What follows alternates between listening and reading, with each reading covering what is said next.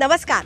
जनता दरबारामध्ये आपल्या सर्वांचं हार्दिक स्वागत. निरनिराळ्या सकारात्मक प्रयत्नांची माहिती आपण आपल्या जनता दरबारमधून करून घेत आहोत आणि मंडळी आपल्या प्रत्येक एपिसोडला अभूतपूर्व प्रतिसाद आपल्या सगळ्यांकडून मिळत आहे. त्याबद्दल अनेक अनेक धन्यवाद. त्यातूनच मागच्या भागामध्ये लोधोडे गावची आपण जी जलसंपत्ती बघितली ना, त्यामुळे अनेकांना आश्चर्याचा धक्का बसलेला आहे. कारण अतिशय दुष्काळग्रस्त अशा ह्या भागामध्ये लोधोडे गावाने ही जलक्रांती केलेली आहे. म्हणजे एकेकाळी टँकरवर अवलंबून असलेल्या ह्या लोधोडे गावातून आता टँकरद्वारे इतर गावांना पाणी पुरवठा करण्यात येतो, हेही आपण बघितलं. आणि ही ह्या लोकांनी जलप्राप्ती नेमकी कशा प्रकारे करून घेतलेली आहे ना, त्याच्या सगळ्या क्रियाप्रक्रिया आपण सविस्तरपणे जाणून घेतल्या, जेणेकरून तुम्हीही तुमच्या भागामध्ये अशा प्रकारची जलप्राप्ती करून घेऊ शकता. आणि जर का तुम्हाला अधिक माहिती पाहिजे असेल ना, तर तुम्ही लोधोडे गावाला नक्की भेट द्या. तिथले बंधारे बघा किंवा तिथे पाणलोटाचे जे उपचार केलेले आहेत ना, ते सुद्धा तुम्ही जाणून घ्या. डीप सीसीटी असेल, सीसीटी असेल, या नेमक्या संकल्पना काय आहेत हे सगळं तुम्ही जाणून घ्या. त्यासाठी तुम्ही लोधोडे गावाला जा आणि तिथल्या 12 बंधाऱ्यांमध्ये जे भरपूर पाणी आलेलं आहे ना, तेही तुम्ही बघून घ्या. म्हणजेच थोडक्यात असं सांगायचं आहे की ही सगळी जलप्राप्ती आहे ना, ही आपल्या सगळ्यांना शक्य आहे. म्हणजे मंडळी असं बघा की आकाशाकडे डोळे लावून बसलेला शेतकरी किंवा करपलेल्या पेरण्या असतील, गेलेली शेती, हे आपलं नेहमीचं जे चित्र आपण बघतो ना, हे चित्र आता आपल्याला बदलायचं आहे. म्हणजे आम्ही तर म्हणू की असं हे चित्र बघण्याचा हा शेवटचा सीझन असेल. इथून पुढे आपल्या सगळ्यांना पाणी हे मिळणारच आहे आणि त्यातून शेतीच्या म्हणा किंवा दुष्काळाच्या समस्या सगळ्या नष्ट होणार आहेत. कारण आता या पुढच्या काळामध्ये आकाशातून पडणारा पावसाच्या प्रत्येक थेंब आपण सगळेजण अडवणार आहोत आणि त्यासाठी गावाच्या गावं सज्ज होत आहेत. आणि त्याच अनुषंगाने जलसंधारणाची खूप कामं ठिकठिकाणी करण्यात आलेली आहे. म्हणजे जनता दरबारच्या माध्यमातून आम्ही जनता दरबार टीम अक्षरशः राज्याच्या कानाकोपऱ्यामध्ये फिरत असतो. त्यातूनच जलसंधारणाची कामं खूप झालेली आहेत हे आम्ही निरीक्षणांती आपल्या सगळ्यांना सांगू शकतो. त्यातूनच सुदृढ समाजाची निर्मिती व्हायला लागलेली आहे आणि शासन असेल, प्रशासन असेल, या साऱ्यांना गावकरी किंवा स्वयंसेवी संस्था आपणहून मदत करत आहेत. आणि हे जे सकारात्मक चित्र आहे ना, हे आपण जनता दरबारच्या माध्यमातून तुमच्यापर्यंत किंवा सर्वांपर्यंत नेहमीच पोचवत असो. त्याच अनुषंगाने भोपाळमधल्या आपल्या काही प्रेक्षकांनी कळवलेलं आहे की जनता दरबार ह्या कार्यक्रमाला जास्तीत जास्त प्रसिद्धी देण्याची आवश्यकता आहे. तसं बघितलं ना, तर जनता दरबारवरती सध्या कौतुकाचा वर्षाव होतो आहे आणि हे जे यश आहे ना, हे आपल्या सर्वांचंच यश आहे. त्यातूनच आमच्याकडे अनेक गावांनी असं सांगितलेलं आहे की आमच्या गावांमध्ये ही खूप कामं झालेली आहेत, तुम्ही इथे या आणि आमचं गाव ही प्रसिद्ध करा किंवा सगळ्या लोकांपुढे मांडा. आम्ही नक्की तुमच्या गावाला येऊ. फक्त आमचं एकच तुम्हाला सांगणं आहे की आपला हा जनता दरबार आहे ना, हा घराघरामध्ये आपण पोहोचवण्याची आवश्यकता आहे. त्यासाठी जास्तीत जास्त संख्येने जनता दरबारमध्ये सामील व्हा. त्यासाठीच तुमचा आमचा सर्वांचा जनता दरबार. जनता दरबारमधला आपला आजचा विषय खूप चांगला आहे, तुम्हाला सगळ्यांना अतिशय आवडेल असाच आहे.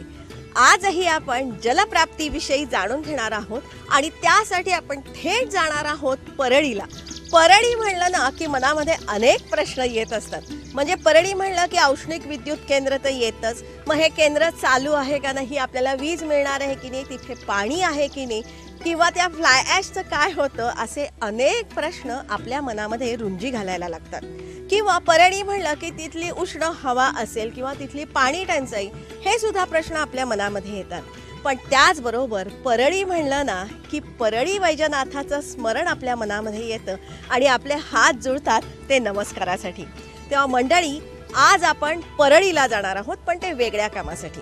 आज आपण परळीला जाऊन जलसंधारणाची तिथे जी विविध कामं झालेली आहेत ना, त्या कामांविषयी, त्या कामाच्या प्रगतीविषयी आज संपूर्णपणे आपण जाणून घेणार आहोत. आपला सगळ्यांचा विश्वास बसणार नाही इतकी मोठ्या प्रमाणावरती ही जलसंधारणाची कामं तिथे झालेली आहेत. म्हणजे ही सगळी कामं झाली आणि राज्यामध्ये जो मध्यंतरी 7 जूनच्या आसपास जो पाऊस पडला ना, त्या पावसामध्ये त्यांना यशही चाखायला मिळालं. त्यामुळे इथला जलस्तर वाढलाय, मळे फुललेले आहेत आणि त्यासाठी आम्ही अगदी मागच्याच आठवड्यामध्ये परळीला गेलो होतो. वाटेत आंबेजोगाईला योगेश्वरी देवीचं दर्शन घेतलं आणि मग परळीला जाऊन वैजनाथाचं दर्शन घेतलं. मन प्रसन्न करणारा असाच तो सुंदर अनुभव होता. ज्या शेतकऱ्यांचं नेतृत्व आयुष्यभर माझ्या वडिलांनी केलं, त्या शेतकऱ्यांना दुष्काळापासून मुक्ती देण्यासाठी हे जर अभियान यशस्वी होत गेलं तर याच्यासारखी गोष्ट कुठली नाही. बीड जिल्ह्यातल्या परळी तालुक्याचा विचार केला तर इथे दक्षिण पश्चिम भाग हा बालाघाटच्या डोंगर रांगांनी व्यापलेला आहे.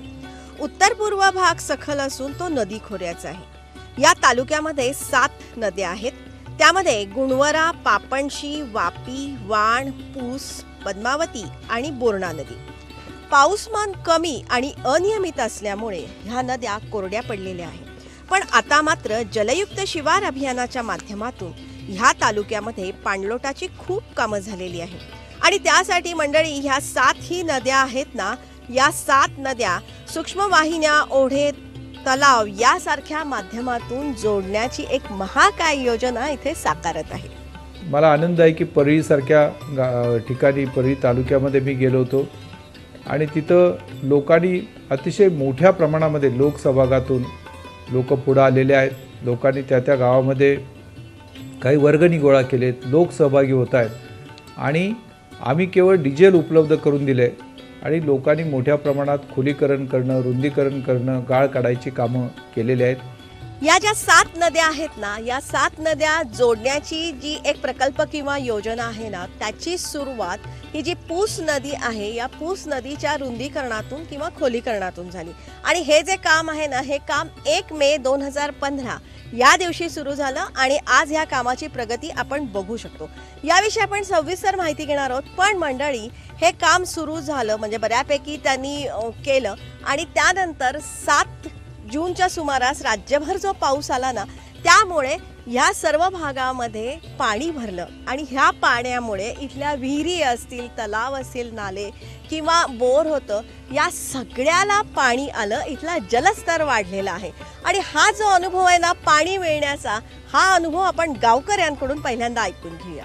रात्री 12च्या नंतर पहिला पाऊस चालू झाला रात्रीच्या वेळेस आणि सकाळी पाऊस रात्रभर असल्यामुळे लोकांना आता सगळे दुधाचे जे शेतकरी आहेत परळीला जातात. मग त्या शेतकऱ्याला अगोदर त्यांना कळालं, मग त्यांच्यापासून फोनवर वगैरे गावामध्ये चर्चा झाली की जवळपास बरंच गाव इथं पाहण्यासाठी शेतकऱ्यांनी त्याच्या मोबाईल मध्ये फोटो वगैरे काढून म्हणजे एक आनंदी वातावरण झालं. आजपर्यंत हे काम चालू आहे.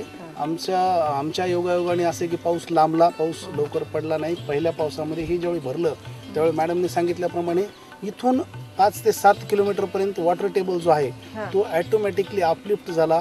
24 तासामध्ये जे बंद पडलेले बोर आणि हापसे होते त्यांना पाणी आलं आणि आता ते आपण पाहू शकतो. म्हणजेच मंडळी, परळीतल्या ह्या जलयुक्त शिवार अभियाना अंतर्गत जी जलसंधारणाची कामं झालेली आहेत ना, ह्या कामांना यशाची पावती लगेचच मिळाली. आणि माझ्या डोळ्यांनी जेव्हा मी या सगळ्या बंधाऱ्यांमध्ये पाणी भरलेलं बघते किंवा एखादा उत्साही कार्यकर्ता कौतुकाने मला फोटो पाठवतो तेव्हा मला खूप आनंद होतो. म्हणजे मी मध्ये एकदा ट्विट पण केलं होतं, ये रे ये रे पावसा वगैरे, आणि खूप मला स्वतःचा आनंद तेव्हा थांबवता आला नाही किंवा लपवता आला नाही. हे सगळं बघितल्यावर खूप समाधान वाटतं. एकूण 7 नद्याचे प्रोजेक्ट जे एक आमच्या वरच्या बाजूला पूर्व पश्चिम असा हा बालाघाटचा डोंगर आहे, ज्याच्यातून 7 नद्या उगम पावतात आणि प्रभू वैद्यनाथाची ही जी पावन नगरी आहे परळी, त्याचं फार मोठं भाग्य आहे की ह्या 7 नद्यावर जर चांगली वॉटर ट्रीटमेंट जर झाली तर परळी तालुका सुजलाम सुफलाम होईल, अशा प्रकारची संकल्पना आदरणीय ताईंची होती. त्याच अनुषंगाने या 7ही नद्यांची निरीक्षण किंवा पाहणी करण्यात आली आणि त्यानंतर माथा ते पायथा या उपचार पद्धतीच्या अनुषंगाने ह्या प्रकल्पाची आखणी करण्यात आली. 7 नद्यांच्या सर्वेक्षणामध्ये आम्ही असं पाहिलं की प्रत्येक ठिकाणी ज्या ठिकाणी जे माथा ते पायथा असं जे वॉटर ट्रीटमेंट आहे, ज्या ठिकाणी वगळीपासून सुरुवात करू, वगळ, नाला, ओढा, नदी, अशा प्रकारे जिथे जे स्ट्रक्चर्स आम्हाला बसवता येतील अशा प्रकारचे स्ट्रक्चर्स आम्ही बसवून हा पायलट प्रोजेक्ट आदरणीय ताईंकडे सादर केलेला आहे. हा प्रोजेक्ट साधारणतः 48 कोटीचा परळी तालुक्यातला झाला आणि ह्याच्यावर आम्ही 302 किलोमीटरची लांबी वाहिन्या, म्हणजे अगदी सूक्ष्म वाहिनीपासून मोठ्या नदीपर्यंत ह्या वाहिन्या आम्ही जोडण्याचा त्या ठिकाणी प्रयत्न केला. त्यातला हा एक पहिला टप्पा आदरणीय ताईंनी हाती घेतला. या कामाचा पहिला टप्पा होता तो पूस नदीचं खोलीकरण किंवा रुंदीकरण. त्यात 18 किलोमीटर पर्यंतचं हे नदीच्या खोलीकरण आणि रुंदीकरणाचं काम आहे. त्यासाठी हा कण्हेरवाडीचा बंधारा बघा. इथे पूर्वी 5 TCM इतकाच पाणी साठा होत असे, पण आता मात्र हे काम जर का पूर्ण झालं तर 45 TCM पर्यंत इथे पाणी साठेल. हे खोलीकरण करताना विशिष्ट पॅटर्न वापरण्यात आलेला आहे. टेक्निकल जे होते त्या लोकांनी सांगितलं की आपण जर अशा पद्धतीने 300 मीटर 400 मीटर आपण रुंदीकरण खोलीकरण करू. त्यानंतर थोडासा हा मध्ये दिसतो आपल्याला बघा की हा पॅच सोडलेला आहे, कारण एकदम फ्लो आला तर जे स्ट्रक्चर जे आहे त्याच्यावरती दबाव येईल आणि जे पाणी आहे ते मुरण्यापेक्षा वाहून जाईल. म्हणून अशा पद्धतीने 300 ते 400 मीटर रुंदीकरण खोलीकरण करायचं, नंतर एक पॅच सोडायचा आणि पुन्हा रुंदीकरण खोलीकरण करायचं. अशा पद्धतीने हा आम्ही पूर्ण पॅटर्न ठरवलेला आहे. यामध्ये आम्ही हे 18 किलोमीटरचं काम हाती घेतलं आणि आम्ही स्वतःहूनच आम्ही त्याला बांधलं स्वतःला की आम्ही ऑक्टोबर महिन्यापर्यंत पूर्ण करू म्हणून. आणि आज मी तिला इथे ह्या क्षणाला इथे ह्या पॉईंटला ठिकाणी जवळपास 5 किलोमीटरचं काम पूर्ण झालेलं आहे आणि असे 5 ठिकाणी आपण काम करत आहोत. पूस नदीच्या या 18 किलोमीटरच्या कामामध्ये जवळपास 9 जुनी स्ट्रक्चर आहेत आणि ही जुनी स्ट्रक्चर म्हणजे कोल्हापूर पद्धतीचे बंधारे आहेत. या कोल्हापूर बंधाऱ्याबाबतच्या समस्या आपण मागच्या एका भागामध्ये जाणून घेतलेल्या होत्या की हे कोल्हापूर बंधारे जे असतात त्याचे दरवाजे चोरीला जाण्याचंही प्रमाण वाढलेलं आहे आणि ते नादुरुस्तही झालेलं आहे. आणि त्यासाठी आता ह्या बंधाऱ्यामध्ये पक्की कॉन्क्रीटची भिंत घालण्यात येत आहे. जे पूर्वीचे झालेले कोल्हापुरी बंधारे आहेत, हे कोल्हापुरी बंधाऱ्याचे गेटचे प्रॉब्लेम बऱ्याचदा अराईज होतात आणि मग गेटचे प्रॉब्लेम अराईज होतात तर आम्ही खालून हा सिमेंट कॉन्क्रीटची एक पडदी खालूनच बंद करून 1.5 मीटर पर्यंत बंद करण्याचं प्रयोजन आम्ही त्या आपण ठिकाणी पाहू शकतो इथे केले. एक काम आहे. असे ते 3 आपण- कामं आता सुरू आहेत. या कोल्हापूर बंधाऱ्याची दुरुस्ती नेमकी कशी केली जाते ना, तेही अतिशय शास्त्रीय भाषेमध्ये आपण जाणून घेऊया. त्या अनुषंगाने आता ह्याचं डिझाईन आपण बनविलेलं आहे.